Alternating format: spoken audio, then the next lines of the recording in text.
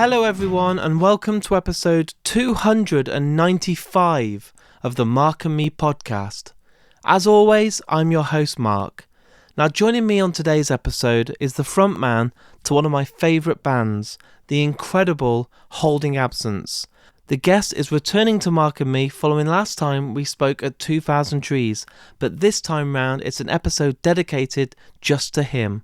I'm thrilled to announce that on today's episode, I'm joined by Lucas Woodland, and honestly, he's one of my favourite people on the planet, so I can't wait to share this interview with you. We get to sit down in great detail and talk all about his music career up to now, but we focus on their brand new album which is out now, which is called The Noble Art of Self-Destruction. I've had the album for a couple of weeks, but it officially came out last week, and honestly, it's an absolute masterpiece. It's the third part of the band's trilogy, and for me, it's probably their best album. I absolutely adore it, and I can't wait to see them play it live at the end of the year when they're touring across the UK, and I urge you all to go and check them out. I've been lucky enough to see them at their own gig. I saw them at this year's Slam Dunk at 2000 Trees, and they're getting bigger and better, and rightfully so. They really are one of the best out there, and in a couple of minutes' time, I'll share that interview with you. But in true typical Mark and Me fashion, what I always like to do is touch base and talk about my last episode. On episode 294, I recorded a live special from the Arctangent Music Festival. I was joined on stage by Damien from the St. Pierre Snake Invasion, and this was a live set from the actual festival itself. But I recorded it for anyone to actually relive the moment if they came along. But if you haven't, then you don't miss out, and you still get to have this moment, even if you didn't go to the festival. It's only been out a day, but the response has been brilliant, and a massive thank you for Damien yet again for coming on the podcast and doing this live one. It really meant the world. But today, it's all about Holding Absence. Lucas is one of my favourite people, and I'm so glad he's come on for his own episode. And just before I give it you, let's give a quick shout out to the sponsor of the podcast, Richer Sounds. Without those guys, I wouldn't be able to do this podcast. And if you're in the market for a brand new TV or home cinema system or Sonos or anything like that, go on richersounds.com. Right, let's do this. Now it's time for me and Lucas talking all things Holding Absence. So Lucas, welcome back to the Mark and Me podcast. Hey man, thank you very much for having me again. And just quickly, sorry I ghosted you at Red. Was it Slam Dunk? Yes, and I was even wearing your fucking t-shirt.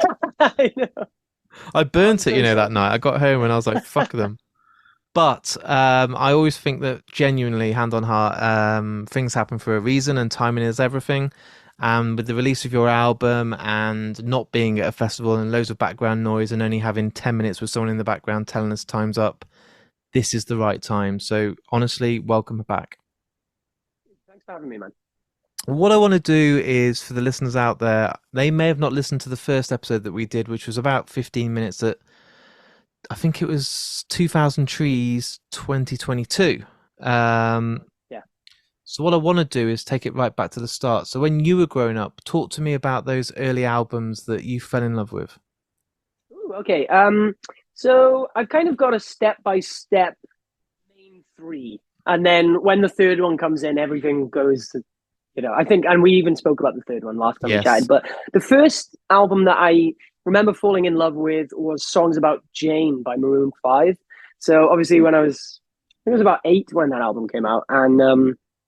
And I remember, when you're a kid, it's like music is such a background thing, and I think, for music to catch your attention twice at the age of 8 is like quite a big thing. And I basically remember She Will Be Loved was playing on the TV. And then a couple of days later, what was the other one? This Love, which is obviously very boring song titles on their end. But, and basically I was like, whoa, wait, this is the same band, you know what I mean? And I think we went out and bought the CD and I played it to death. And then about a year, or maybe even the same year, in kind of a similar proximity, Black Eyed Peas came out with Elefunk. And that was like huge for me because, when you think about the kind of variety of music there, you've got a out and out pop band, and then you've got like a kind of rap R&B kind of project, I guess, and I think it's cool. When I look back, I'm like, I really like fell in love with those two albums, Elephunk and Songs About Jane. I knew every word to every song, like, and especially like rapping along at the age of 8 or whatever, it's like, it's funny looking back, but I could still rap those whole albums word for word. And then a few years later, kind of artist to capture my attention, more than once, to the point where I felt like I wanted to get into it, was Green Day with because American Idiot was on Kerrang, I think, or was it? I don't even think it was Kerrang because I wasn't watching Kerrang, but American Idiot was on maybe MTV or something, and then what was Wake Me Up When September Ends was playing on the radio as well, and I just remember thinking, like, how can this one band have such range, and like, to this day, I think range is a big part of what my band does, and it's a big part of what my music taste is as well. So, and then, from there, then Green Day into Gallows, My Chemical Romance, everything, so yeah. I mean, Green Day, for me, I know you listen to Mark and me and I talk about it a lot, but they were one of my first ever gigs. It shows my age. Okay. I'm a lot older than you, but I saw them when they toured. One of my first ever shows in Wolverhampton was Green Day on their Dookie tour.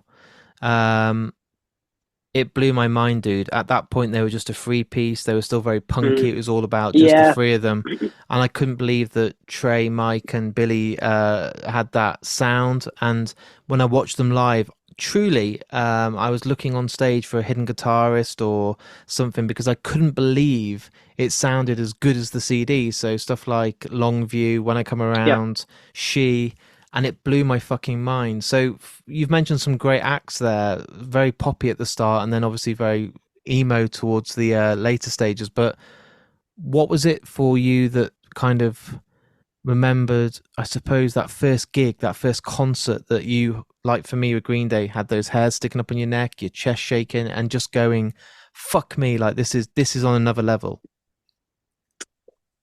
I think so. I've got a really funny. Is there I've an got a really embarrassing funny. one and a really cool one, or are you just Well, no, no, no. Well, yeah, yes, very much so. But basically, this is the funniest random fact about me, and like, I'll wheel it out every now and then. But my second cousin is in Westlife, right? wow? So yeah, which is a really funny claim to fame. And like, basically, I kind of credit it for my, I guess, music being such a backdrop for my life, because they would obviously do an arena tour every year, and I'm from an Irish background, obviously, so they're Irish, and basically they would come, they'd play the CIA every year.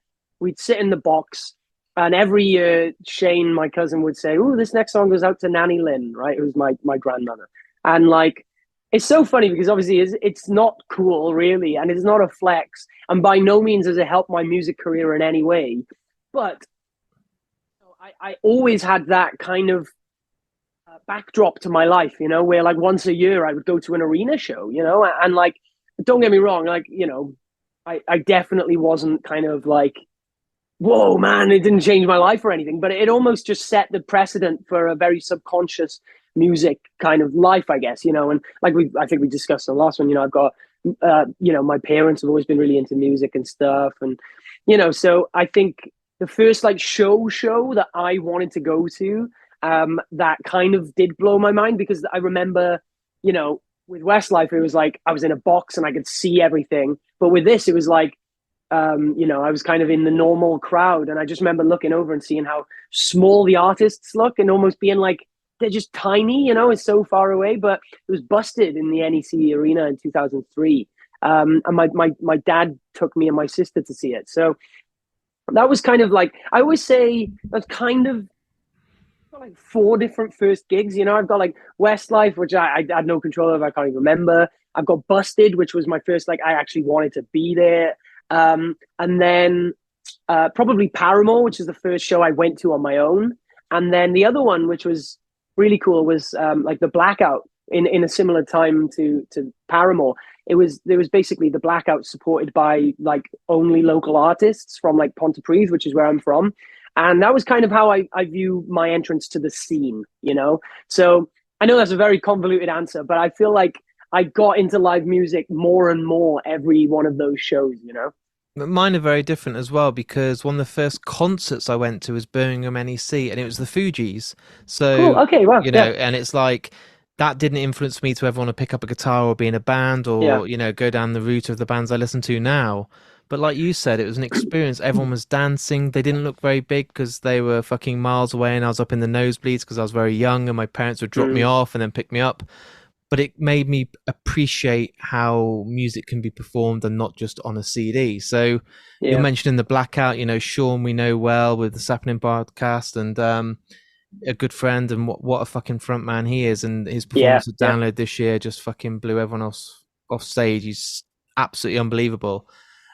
Paramore, I honestly can't think of a better band on the planet right now as a group of musicians that are having Mm, fun. Hayley Williams is yeah. just a Insane. magician, just fucking the Yeah. talent she Yeah. has. Um, so when was it that you kind of got that urge to want to be like them and get on stage and be a performer and know that you would go down that route? Because everyone's in a school band or a college band and does the whole battle of the bands, but Yeah. Yeah. was that your journey, or was it, wanting to be then in the scene in Pontypridd, knowing that you had all this Welsh bands that were all starting to get a name for themselves, or Yeah, I look at it and it's actually quite funny because I had a very full circle moment within the last month where I went to my old secondary school and I judged the Eisteddfod and I performed this song and like just like basically, my teachers, my music teacher specifically, who's still there now. What would that have been? Oh my God, 11, 17 years later, wow? yeah, and I'm obviously a full-time musician touring the world, so I think she was very proud and really wanted to bring me in. My mum works in the school, so they just kind of managed to kind of arrange that, I guess. But basically, going there made me realize just how important the school experience actually was to me getting into music, because I always say the first time I decided I wanted to make music, or I thought that I was maybe worthy of making music, I sung a lot when I was a child, but it was like a background thing. But like I year seven, and you got to remember, like year seven music lessons are just a joke, it's just all the kids playing the piano really loudly and putting stupid Or the Dracula recorder. music. Play the fucking recorder. Yeah. Like, I'm never going to fucking play this Who the ever fuck? again in my Yeah, life. yeah, yeah. And so, but basically, it's like a very, a very, I guess, constricted Yeah. version of music, right? And one day we went in and my teacher had set up the drum kit, and basically, the lesson was her talking about drumming, and kind of introducing people to the idea of a drum kit, and everybody in the class had a go where you'd sit on the drum kit and you'd try and do beat one, which is do cat on the hi hat. And I was the only kid who could do it. And I feel like a lot of what I do is entrenched in like self doubt or fear of failure or whatever. And I think looking back, I think that was the first time I was the only person who could do something ever in my life. You know what I mean? I never felt special. I never felt talented. And then, there's a drum kit there and I'm the only one who can fucking do it. So I'm the best musician in the class. And I remember from that point, I was like, dude, I want to be a drummer, So I got a little drum kit for my for Christmas, and proper cheap, like rubbish kind of drum kit, and I gotta give props to my parents. I had like a music room, which was like the size of it was like two cupboards, so it was very small, but I had a little drum kit, and I had a guitar that I couldn't play or didn't have anything to plug it into or whatever. Um, and then I met Scott, who is the guitarist of Holden Absence, but he was the guitarist in my old band, Falling with Style, and we started a band in 2010 together. But I met him when I was 12 in school as well, so lots of that kind of slowly built up. And I feel like it's got a very unique story as well that I think really contributed to it. And I think I've always been a bit like scared to talk about it, but went to the same school as the Lost Prophets, right? The same, obviously years and years apart, but basically the school that I went to, the Lost Prophets were like the celebrities from that Yeah. school, and it was really cool. And basically one year they actually played a gig in the hall, and I remember they brought in like industrial like barricades, and they got a PA in, and basically we got to go and watch them play for like 30, 40 minutes at the end of our last lesson. And I really think that was what tipped me over the edge. I just remember thinking it was so cool. And obviously, the maddest fucking thing in the world happened with that story. But more than anything, you know, I think it's important to remember that, because there were other people in that band. You know what I mean? And like, I think the guitarist tweeted about it the other day or whatever, and was like, it's cool that our band came out of that. I was at that show and I was inspired to do it. And he was like, "Oh, it's nice to think we did one last thing before everything went to shit." You know what I mean? But I think, yeah, that's a weird one, because I've never really been quick to talk about that experience, because it's like almost shameful. But the truth is it did have a real effect on me, and I think more than anything, I'm grateful to the other four members of that band still to this day, regardless.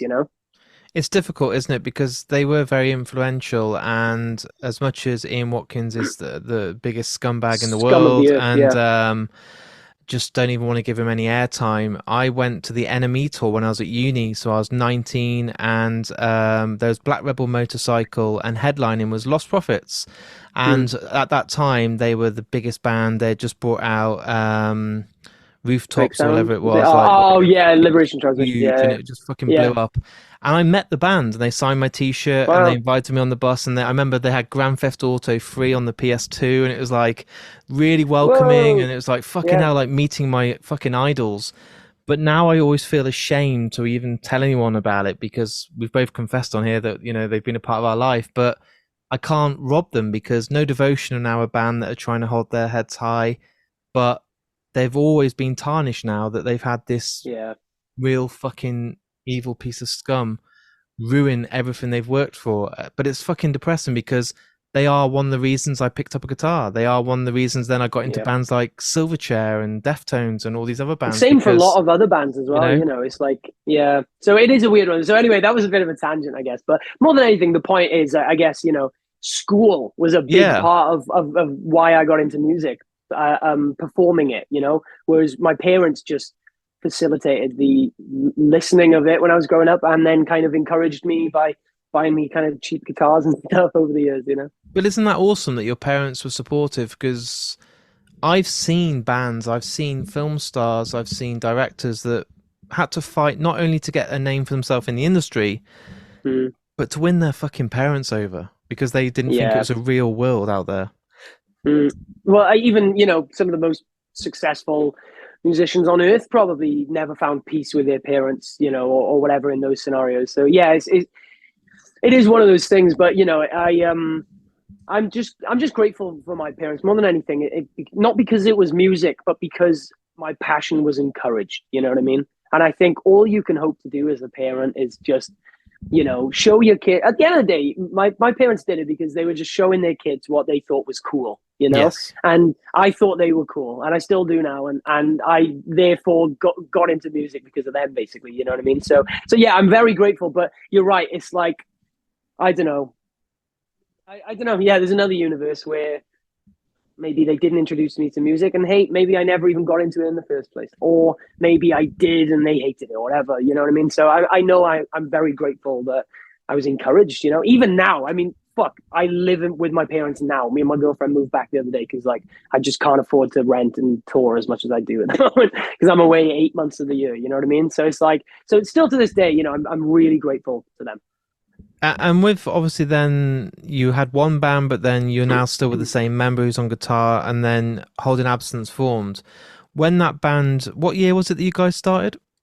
So I started Falling with Style, which was my first band in Yeah. 2010. Right. And Okay. then we split up in 2015. I basically had a year off, and it was my final year of uni. So I was just like, Yeah. look, no more distractions. Like, let's get this fucking degree, just get it done with. And then I joined Holding Absence from there. So, and So I've it been there hasn't since. So. been that long, has it really?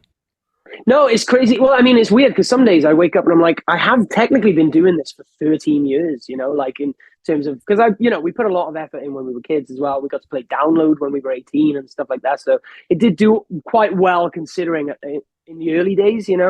But the funny thing though is with Holding Absence is like Scott and Ben, who are the bass bassist and guitarist Yeah. from the first band and the current band, they've only slowly kind of joined the band. So when I joined the band, it was me and a whole new group of people. And then when our guitarist left, Scott joined. And then when our bassist left, Ben joined. So it's weird because these are new lineups, but they're old in terms of, friendship, which is really cool. It's so unique. I don't think there's another band on the planet that Weird, had isn't it? that, where it's But like it's this also full circle. It's yeah, but it was funny because it's so simple, it's so obvious, yeah. right? Why would I not? You know what I mean? And like, so yeah, but you're right. It's funny. Sometimes I feel like it feels weird to explain that, but it's like it's almost a surprise how uncommon that is, I think. But with the band, I always feel like, and I've supported you guys for a while now. It feels like you guys have been together longer. Like if you had told me it's 10 years since you guys have been holding absence, I would believe you. I just don't know why. I just feel like I've seen you at a few festivals building your way up, and I've seen 2000 Trees go from the smaller stage then to the main stage, slam dunk on the smaller stage, building your way up. But it also has been very quick. Like Yeah, I saw so many posts on Facebook and Twitter and Instagram when they were announcing all these festivals for this summer, and everyone is saying, please put Holding Absence on the main stage. Like you like that. And I say this with full respect, like the underdog that everyone wants to see them become the big thing, because it hasn't been an overnight success. You've worked your fucking asses off, but everyone was like celebrating when it was like Holding Absence on the main stage. It was like, yes, we've won, dude. Yeah. Oh man, thank you for saying that, because like I love that. I've never been the popular kid. I've never been the cool guy, and I think my band can only really exist as an underdog, to be honest. And I worry there'll come a day where if I think to myself sometimes, I'm like, if I got what I wanted, I'd probably fucking hate it, actually. Like, you know what I mean? Like the pressure and the popularity, and that's the goal is in a band is, you want to be the biggest band in the world. And then I'm like, I don't really think I want that, actually. I never wanted people to like me. I don't, you know what I mean? So there is almost like an oxymoron to it all, but I think more than anything, it's just like, there are a few things we value more than other things in this band, and just sincerity, the relationship we have with our fans, like all of that is so much more important than like being cool or being like the popular band or whatever. So I think our fan base has almost been grown out of this kind of earnest sort of soil where it's like, they're always wanting to push us higher, and there's never any sort of like, I don't know, false expectation that we're anything other than just four dudes who are just having fun and happy to reply on Instagram to our fans. You know what I mean? It's like, but that should be way more common than it is, I think, as well. So what? I know you, and I speak to you sometimes about films or whatever it is, or anime or whatever. I can talk to you about other stuff off topic, and I've seen you at festivals and caught up with you, and I kind of like, and not in a weird way, but I kind of like see you as a friend. I'm like, oh yeah, it's Lucas. How you doing, buddy? Yeah. And I see that you deserve everything you've got, and I'm not saying it now because it's being recorded. I'd say it to anyone in the world. I walked around at the festival with your T-shirt to fucking tell the world, even though I'm interviewing all these bands this weekend, this is the band I fucking... It's like wearing a football shirt, isn't it? It's this is my team, this is who I respect. And you guys deserve it because you put the work in. You don't just do 6 dates a year and then we don't hear from you for 2 years. You've worked so fucking hard. And I feel like, where does it stand in your head then? Because you don't want to be Sleep Token and selling out Wembley Arena in 10 minutes and being mega fucking famous, where you have 1 million fans, but also 500,000 fans fucking hate you. Yeah. But surely, as a musician that is living back at home, you want to then take that step that is also going to mean that you can sell out Wembley Stadium or Wembley Arena in 10 minutes. That's exactly what I mean. I think. So where's the balance? Like, what is it? Which would you like? Do you want to be Paramore and tour the world and fucking do it as a living every day and be millionaires, but half the world will criticize everything you do? Or do you want to be, I'm trying to think of a band, Thrice, who are still just about making enough money off each tour and merch, but everyone respects musically because they're so fucking good. Yeah, for sure, man. I think, it's interesting because, like, I realized once when we played an arena, and, like, I remember looking on stage and being like, all 4 of us are introverts. Like, you know what I mean? Like, why on earth are we doing this in front of thousands of people? So why'd you put yourself through this? Yeah. Yeah. But I think, I I'm hopeful for the future because the way I look at it is at the end of the day, success kind of buys a little bit of freedom as well. You know what I mean? Like I'm free to not have a job anymore. You know what I mean? So I don't have to, like, there was a period of time where I worked in a bar called Fuel, which is the rock bar in Cardiff. And I kind of struggled towards the tail end of it because I loved the job so much. And I loved the thing I'm about to say. I loved it happening.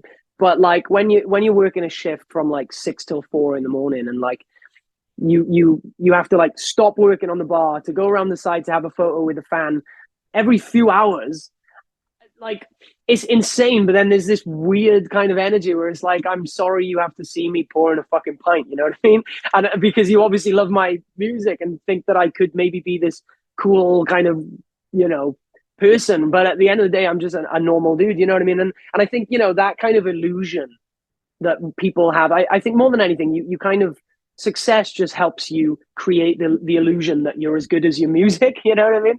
So I think, now I don't have to work a job quite as much. So, I'm fortunate that, there is a little bit of a distance so that, I guess more than anything, it's like me being very self-critical. It's like, I'd much prefer you to see him, the guy on stage who sings the songs really well and writes the music, than me sweating, pouring a pint, to a crowd full of 100 people, you know what I mean? So it is a weird one, but more than anything though, I don't care, you know what I mean? Like, I think the best thing about this is like, I'm happy for it not to happen, and I'm happy for it to happen, you know what I mean? So I think that's a good way to be, Are you too caught up in it internally to see it from the outside? So obviously your girlfriend can see it, your family can see it, your close friends and other bands can see it, but to see yourself, then you go online, I see you on Instagram, Facebook, Twitter. Do you see the response and see the growth, or are you just too invested in it internally to be able to take a step back? Because like some people say on your wedding day, you should just take a step back and watch for fucking 5 minutes because it's such a whirlwind. By the end of it, you're like, fuck, we just got married and I didn't even know what happened. I didn't even, and it's only when you get the photos back, you're like, oh, okay, that's what happened. But are you so invested in it that you don't see the fact that getting the main stage slot is a fucking huge win? It's you getting the Champions League, it's a massive victory. I think one thing that I'm very aware of, and something that I try and do a lot is like, and not using this word in an ugly way, but comparison, like, I think is the best and worst thing you can do in this position. Because like, I look at, like, for example, I grew up, loving like bands like Loathe and Atlantis and, that kind of scene of music.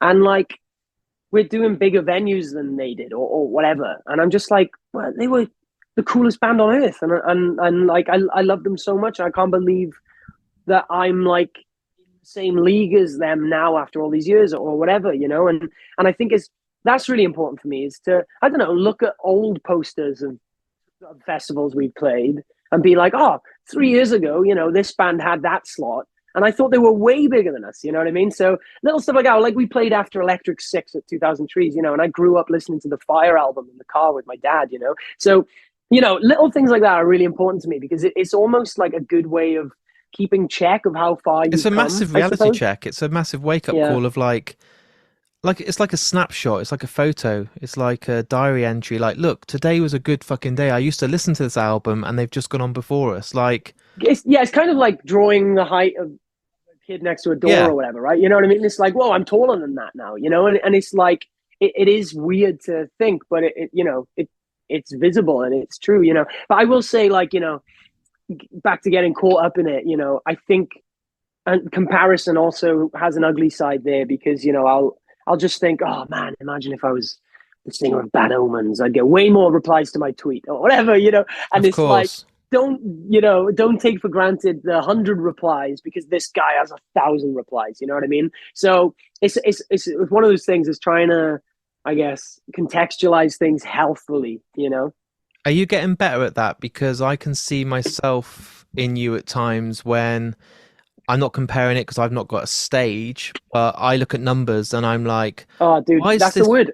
Fucking numbers. Episode not done as many downloads as this one? And then, oh, I've just got Anthony Hopkins and it did 700,000, and I'm like, wow, this is my moment, but then everyone in the world then expects you to get De Niro because you've got one of the best out there. So Yeah, I'm like, yeah, yeah, yeah, everyone's yeah. expectation of me sometimes is unrealistic. Like when you're getting Ryan Gosling, I'm like, I'm a lad who lives in a room that wants to do well, who's just got a Yeah. microphone and a computer. I've got no backing, I've got no studio, I've got no manager, I've got no agent.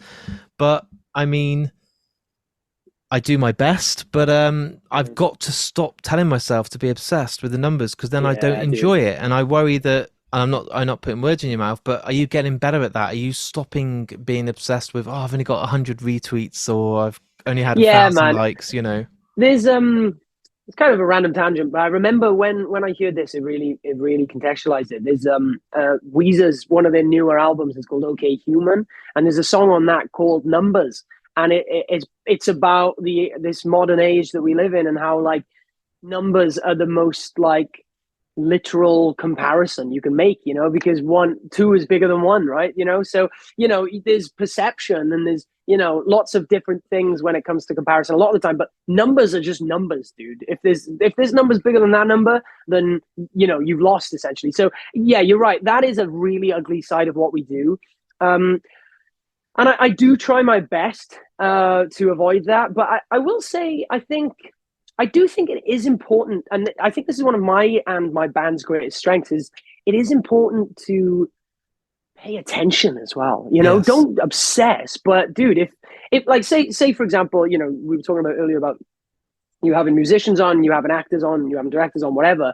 Say, you got a wrestler on and the wrestler did really good numbers, well, get another wrestler. Like, do you get what I Yeah, mean? But you're right. if you're completely switched off from those numbers, you'll never notice that the wrestler did better than the actor. The same way we could release an acoustic song, and that could become our most popular song. But if I forced myself for the greater good not to look at these numbers, I won't even realize that I maybe wrote my career's best song, and I could have become an acoustic artist because I was too busy, almost being too scared of the reality of things. So there is definitely a conversation of, denial Yep. and almost hyper fixating on negativity, really, and just trying to find the marriage between those. Like, what the final thing I'll say on this point, we've got a song called Afterlife, and it's our biggest song, and like the numbers that song does are insane. Like, even now, like 2 years later, it does like nearly 2 million streams a month. It's insane. And like we've got other songs that are coming out, and like, oh my god, you know what I mean? Like it's bleak, but it's just like, this brand new song that I think is brilliant, maybe better than Afterlife, whatever, is doing, half as good as it the month that it comes out. And it's one of those things where it's like you can easily get obsessed with that, but the truth is just be grateful that Afterlife's doing well, and hope that you can still be humble enough to figure out how to maybe make another Afterlife someday. Like, be grateful of those things, but at the same time be aware that they can ruin your life if you hyperfixate on them too much. It's such a hard balance, and the way I've taught myself over the last couple of years is I'm not ignorant. I look at the numbers. I'll look even every 24 hours. I'm refreshing and seeing what's doing well Yeah, and yeah. what isn't. So I haven't got rid of the addiction. But what I am telling myself is, even if an episode only did, I don't know, 100, say 100 people listen to it, it's still 100 more than zero. Oh And yeah, yeah, yeah, yeah. it's someone out there is crying out to get 10 listeners, or someone out there is busting their balls, and a dream is for them to get 100 in a year. So I need to not be, I'm not saying it's ungrateful, that's not the word. I need to not worry too much, Yeah. because people's fucking time and attention spans are getting so distracted and so difficult to. No one even wants to leave their house right now. It's like, oh, it's Yeah. raining, I'm not going out. Do you want to come to a gig? Oh, I don't think I can be asked. I've got work the next day and I've got bills to pay. So if someone will just spend half an hour or an hour with their headphones on and listen to your music or my podcast, fuck, do you know what?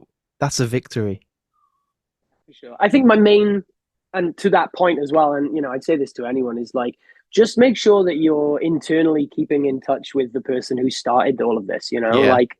Like 2010, Lucas would have been blown away with 100,000 streams in a week or whatever, and but those 100,000 on this aren't enough because they're not as much as this other song or whatever. And it's like, dude, like I said, just keep in touch with who you were, and I think every number is great then.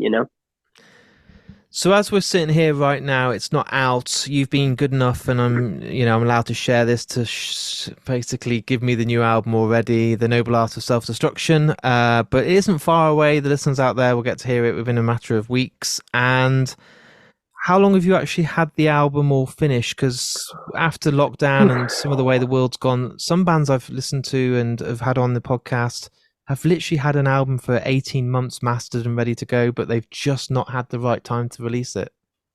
Yeah, dude. So we've sat on this for about 10 months, perhaps 9 months. It was See, isn't like that a long recorded. time? It's It mad. is, and and I say this a lot. Like I'm already stressing about album 4, and like my girlfriend's like, have a minute, and I'm like, I don't have a, I don't have a minute. It's like if I recorded this music 9 months ago, and it took 9 months to just bloody come out, let alone writing it, and you know what I mean. So yeah, so this album's kind of been we've kind of been sat on it and internalizing it for 9 months.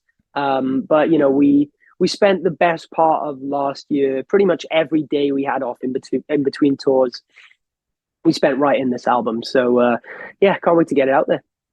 It's busy, man. I like every time I see your stories, you're announcing more tour dates, you're supporting Mm. all the bands, you're not just playing it safe and playing locally, you're going all around the world, playing with some fucking huge bands. And obviously, the mindset must be we've got an album to promote, we want to make a living, we want to grow bigger, we want to win crowds over. But with some of the tours you're doing in America and stuff with the some of the bigger bands I've seen, is your mentality to be given that golden ticket to then hopefully win so many people each night over that weren't there for you but might then leave and buy a t-shirt or go home and listen to you guys? Yeah, for sure. That's the goal. Is like every night you get out there and you just kind of fight for your life and hope that every anybody will pay attention. You've just got to. I don't know. I think for me, the thing that I always try and keep in touch with is like, and I realized this like about a year or two into the band, but it's like I've seen how much this band can do for people, emotionally and as a community and all the people with tattoos and stuff, and I think for me, I just want to make sure that everybody on earth gets a chance to find this band. That's the goal. Is like I know what it can do for people, so we're just gonna do it as much as we can to get it in front of people. It does get long, like you said. We would have played 75 shows a year, but we've had like 2.5 months off. So for the first 5 months of the year, we played like 75 shows, which is insane. And then last year we played 97 shows. By the end of this year, we'll have played 130 shows. So it's like nearly 250 shows in 2 years. I think in this day and age is kind of insane, because it's like you can't just pull up to a community hall anymore. You know what I No. mean? There's a lot more to it now, So it's like, so yeah, it's crazy. But I think, yeah, I just so much effort and time and love and thought into our music. I just want to make sure it gets out there as much as possible. And for me as well, I'm a very existential person. I'm always aware of the end and how quickly it can come for us. So I'm just trying to make sure I'm living while I'm alive. So But as an outsider and a fan of your music and just someone that has just followed you, I can only, I'm not, setting you up to fail here, but I can only see it getting bigger and better. This album I've only had for 2 days. Genuinely, I haven't stopped listening to it. I fucking love it. thank you. I'm blown away. I think it's genuinely your best album. And I think Thank to you. myself, this it's kind of like the world's now ready for this album. They've discovered your band, they've hopefully seen you at festivals. You guys are still young. It's not like you're 60 and you're like really clinging on Mm. to this, like, oh, we hopefully can get this album over the line and then we might call it a day. You've got such a career ahead of you. You're still performing with the guys you went to school with, so you know that you all love each other and you're not all going to have this massive, huge fight. I can't see it really going anywhere but sky high, dude.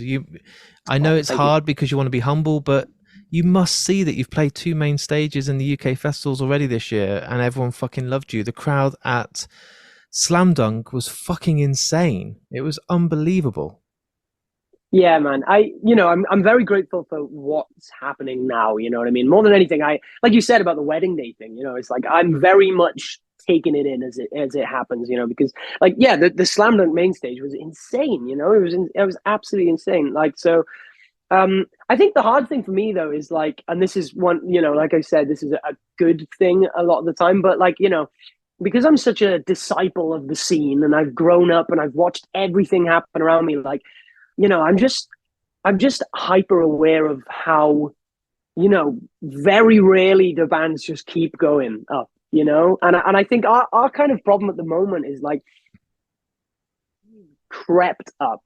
Yeah. And I don't think we've ever taken a dip. And like you said, it feels like a slow, steady. And I think there are a lot of bands. Like I look at some bands and they started up there and they slowly declined. And there are other bands that started here, bombed up and dipped and whatever, And I think for us on a bar graph,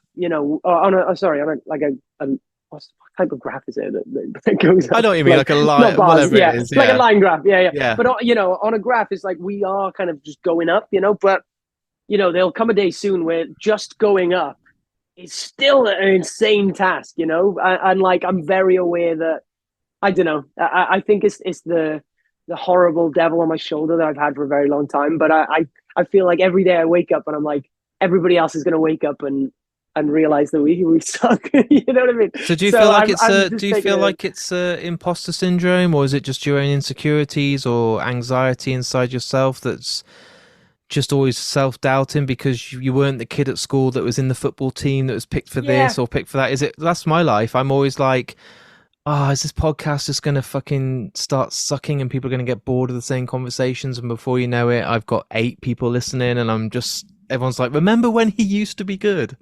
Yeah. Or like, yeah, you're right, man. I think more than anything, I don't know if it's the imposter syndrome or whatever, but I just think I'm really critical. Yeah. I think I'm like too critical, and like I look at things and I'm like, that's not gonna happen, or whatever. You know what I mean? There's no way.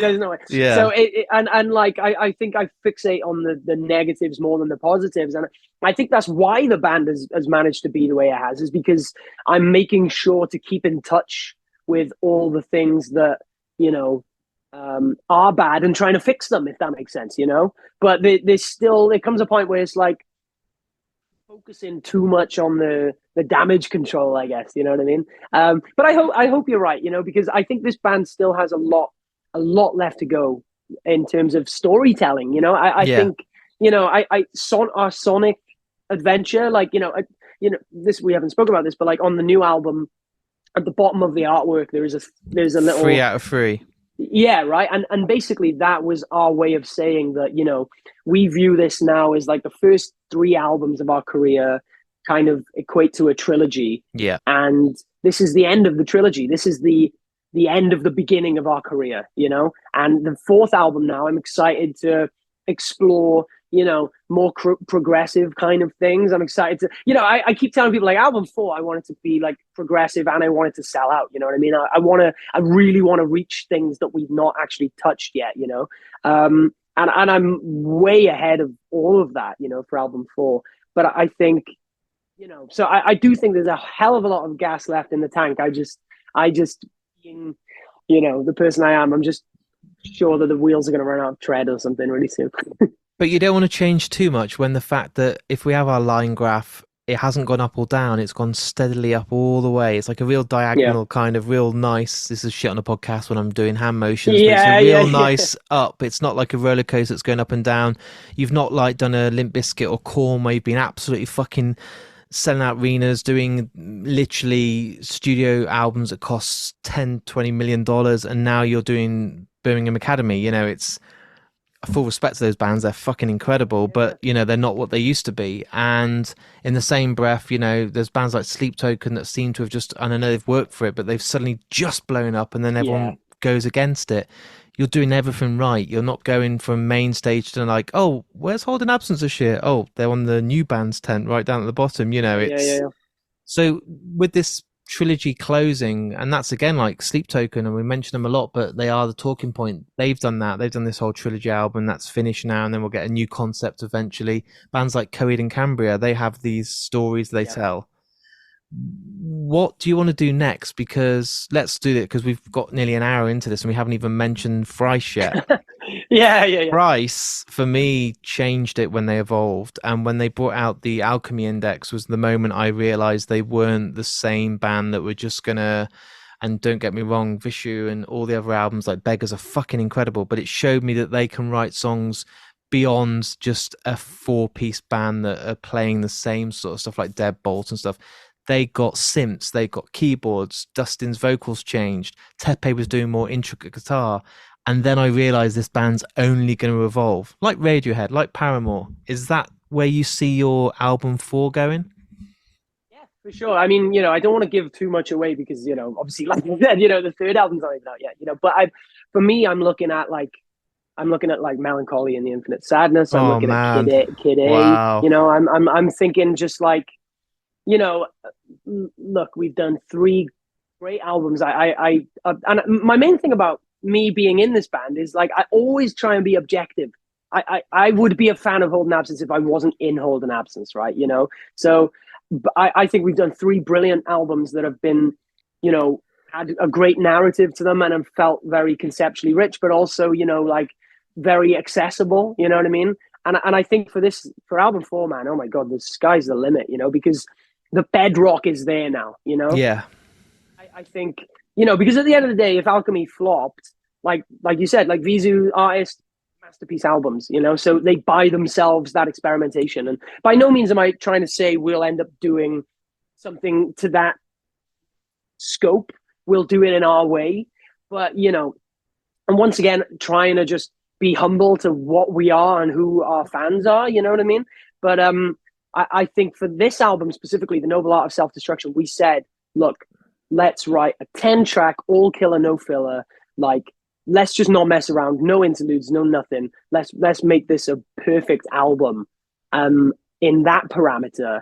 And then now the goal is for album 4. I mean, let's just make a perfect album in a whole different parameter, So, knowing you as well as I do and talking today, you are a perfectionist. You are someone that will struggle to probably finish something because, like an artist does, how do you know when the picture's finished?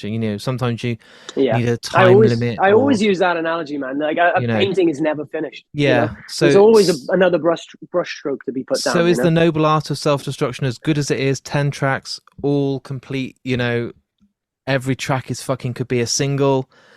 9 months now after you've had it, do you sometimes listen to it and think, I want to get the paintbrush out again, or are you happy?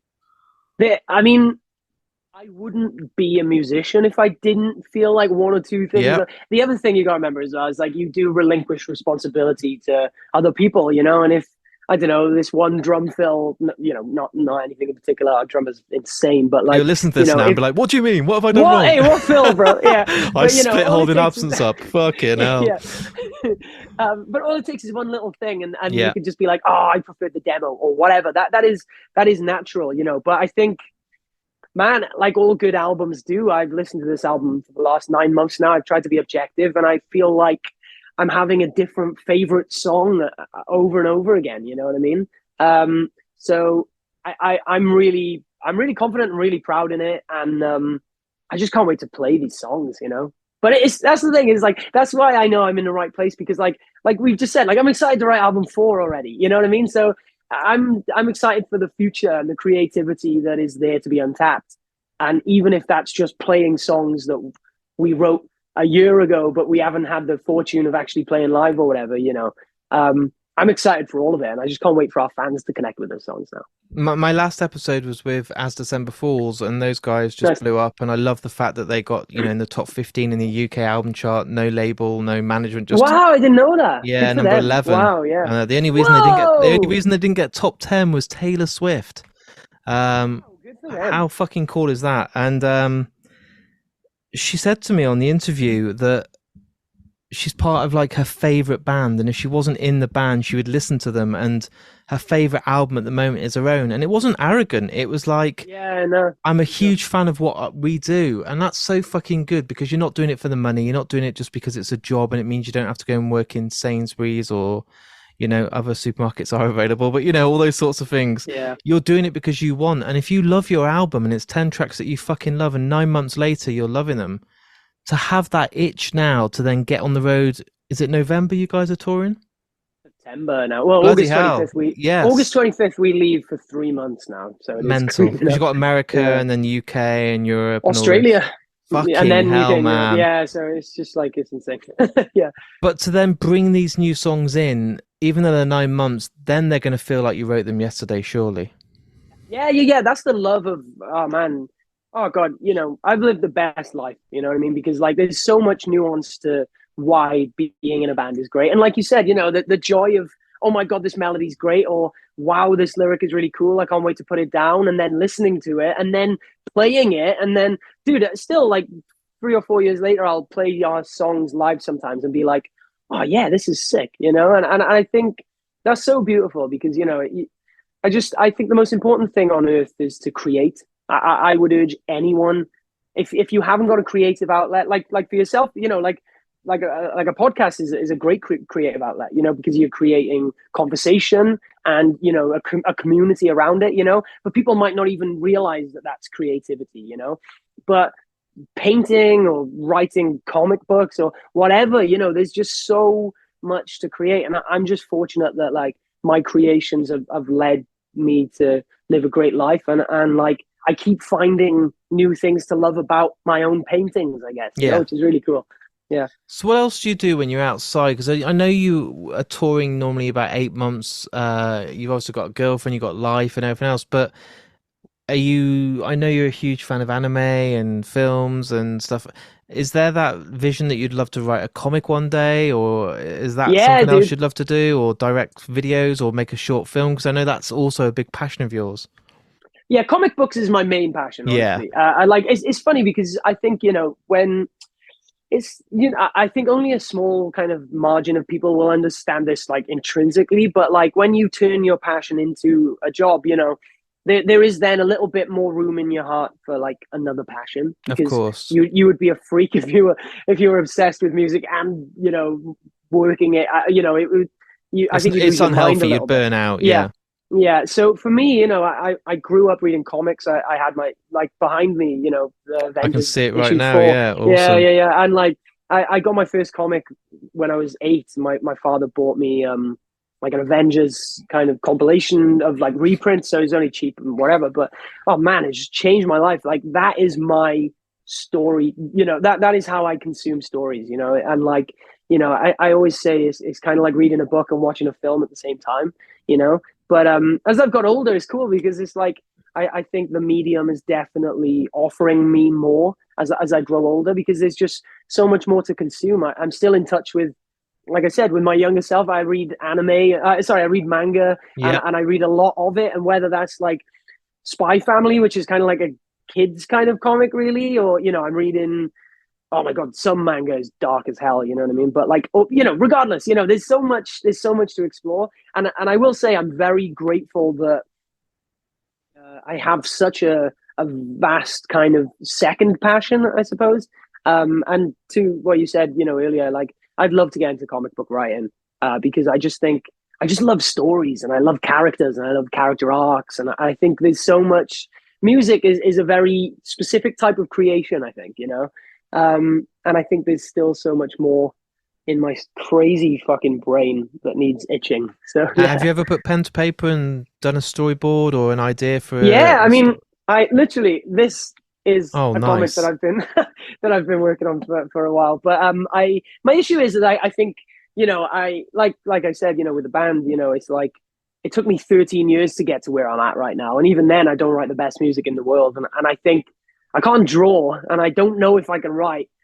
So I'm very, very reluctant to show anyone, because I think it's really important to fail out of the public eye. Of My course. opinion is that you should play to nobody, because it's less embarrassing when nobody watches you suck. Yeah. And like a very unique issue we've had quite recently is like, this is like a complete tangent now, but with the band, we're kind of aware of the fact that like playing in arenas is a new thing. It's a whole new skill to try and command an arena. It's similar to being on a smaller stage, but it's just like it's so different and so much harder. And the problem we're experiencing right now is like you cannot learn how to play an arena. You need to play an arena in front of 5,000 people, right? And if you're not ready, 5,000 people are going to see that. You know what I mean? So that's one thing that I'm quite passionate about is like, I do think it's important to fail behind closed doors or fail while nobody cares so that the lessons you learn through failure, won't be quite as embarrassing. And then you'll wake up one day and you'll be brilliant and people will take notice and they'll think, where have you been all these years? And it's like, well, I've just been playing to nobody down the road, but I've actually gotten really good at it now. You know what I mean? But there's eventually got to be the day that you show me one of those pages or you show one of Yeah. your people. Oh yeah, the day will come. The day will come. But I'm very reluctant at the moment. And look at it. We've mentioned Coed in Cambria, but there's people like CM Punk in the wrestling business. There's a lot of people that then will dip their toe into the comic industry and show their stories. Yeah. And I know they've got the backing of DC or Marvel and all this, but they go down that route and they have good stories to tell. And it is usually the very creative people that work in the industry that have the best ideas.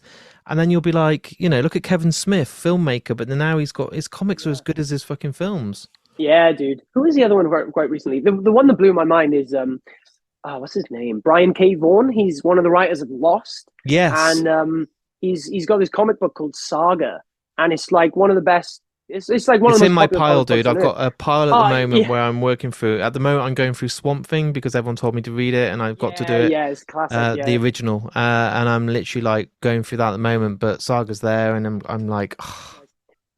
If I could give you one recommendation, it's a comic called East of West. It's my favorite comic book ever. I won't even begin to describe it to you, but it's 10 volumes. I was about to say, how many volumes is it? Because I end up having to buy the whole fucking lot and it'll cost me I know, money. Sorry in advance. But it is so good. It's it's one of my favorite kind of, I don't know, media experiences in my life is reading that comic. I just fucking loved it. So. Oh, I'm looking at it now. Oh, the Apocalypse Year 1, is that right? Yeah, so that one is like a big...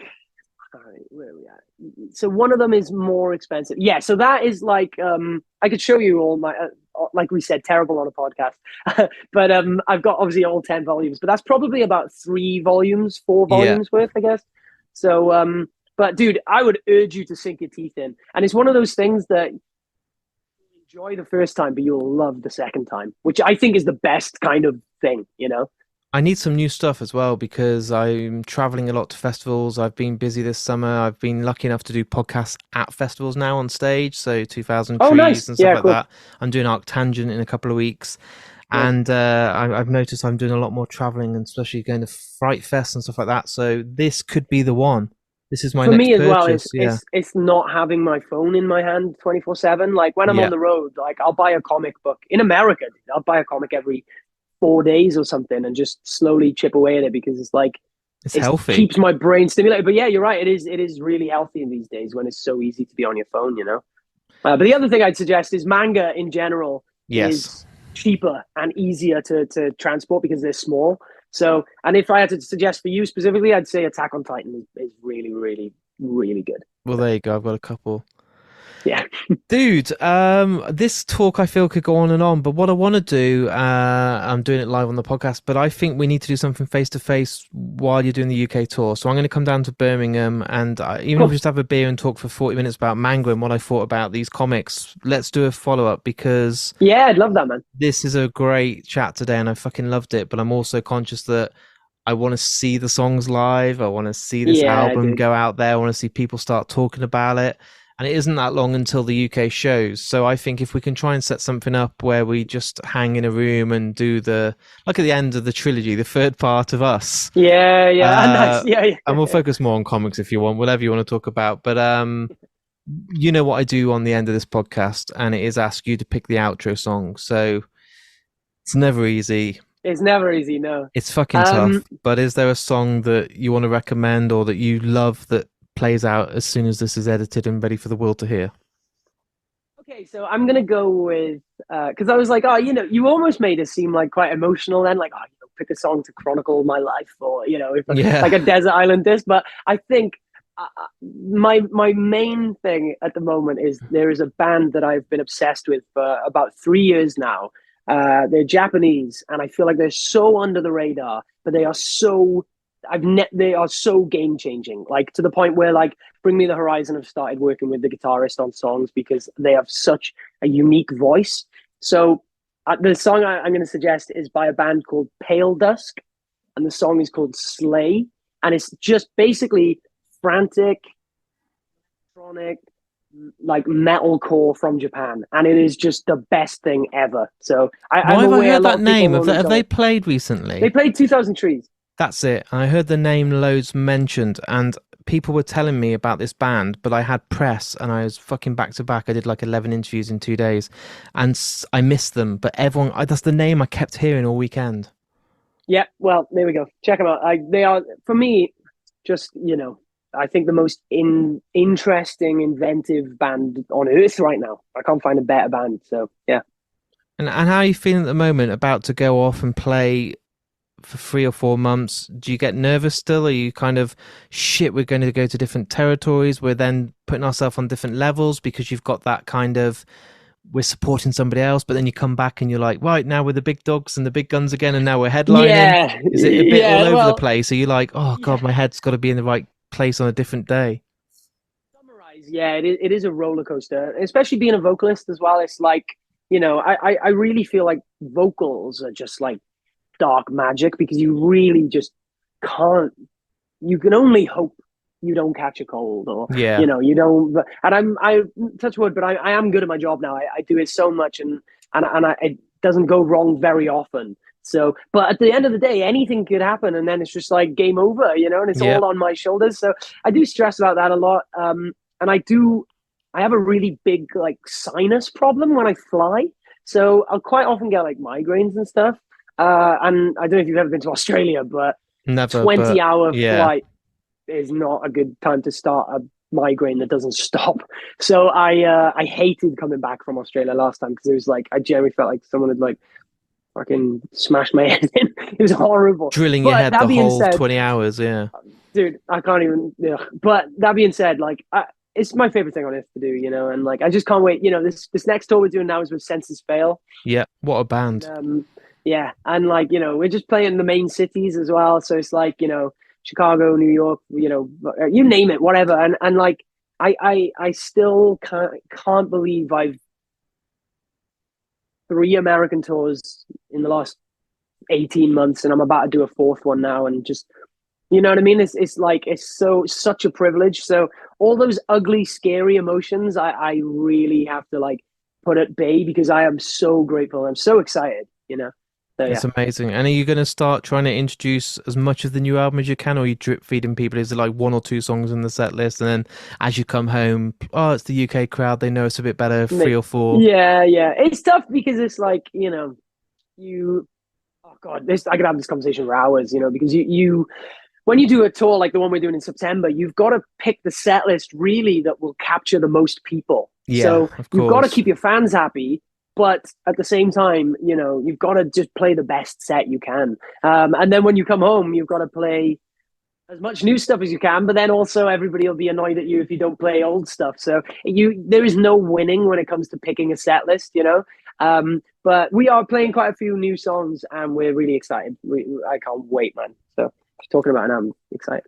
Thank you, dude.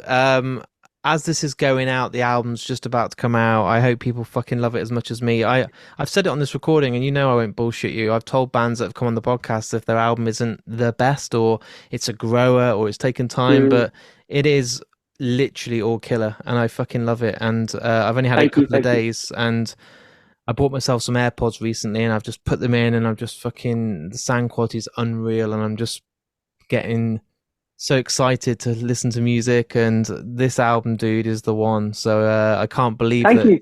album 4 is already Yeah, it's starting in the to. canon. It's a big rocket though, so I think it's gonna take a while. Don't go Yeah. too different. If you come out and sound like the No. Backstreet Boys, I'm gonna be like, that went all fucking all Yeah. over the shop. Like I told those No, guys on the interview, don't change it too much. But thank no, you, I dude, for appreciate coming it. back Thank you on, very much. man. I really can't wait to see you guys play, and let's do the trilogy. Let's finish this face to face when we can. Cool. Sounds good. Thank you for having me. So there it is. There's my interview with me and the amazing Lucas from the awesome band Holding Absence. A guest that I absolutely adore. I think you know that by now. He's become a close friend. I'm now going to be spending so much money on graphic novels and comics, and he'll probably cost me my marriage because I'll end up spending all our money on all the stuff we talked about. But hey, it was worth it. It was awesome to have you back on, and I can't wait to see the band on their UK tour in only a few weeks' time. And if you haven't checked out the band and it's new to you because of this podcast, just dive right in. Go and listen to everything they've recorded. All 3 albums are absolutely fantastic, but their brand new album is out now, The Noble Art of Self-Destruction, and for me it's their finest hour. It's absolutely awesome and a true masterpiece, and I'm so excited to hear the songs live very soon. If you've enjoyed today's episode, all I ask in return is to share this episode. It's so simple to do. Jump on Facebook, Twitter or Instagram, hit the share button, and before you know it, all your friends or your family on your list of people will see this and then suddenly jump on board. So if you have enjoyed today's episode, just take those 2 seconds to hit those couple of buttons and it really goes a long way. I also have a Patreon account, and people I understand are very skint at the moment with everything in the world going up, but I'll only be able to continue this podcast with the support on there. You can do this by going on markandme.com and clicking the link to Patreon, and you can sign up for as little as £1 a month, and in return for that you get exclusive episodes called The Lost Tapes, which are only released to people that support me via Patreon. Not only that, you get a badge, a welcome pack, some stickers, a newsletter each and every month, and some exclusive playlists that are coming very soon. It's all very exciting, and it's my way of thanking you guys for supporting me on there. So if you can afford just £1 or £2 a month, it really does go a long way. I don't pay myself. It goes all right back into the podcast and allows me to go out there and do these interviews for you guys at home. I'll be back in only a couple of days' time with another brand new episode. So until then, listen to Holding Absence, take care, and I'll speak to you all very soon.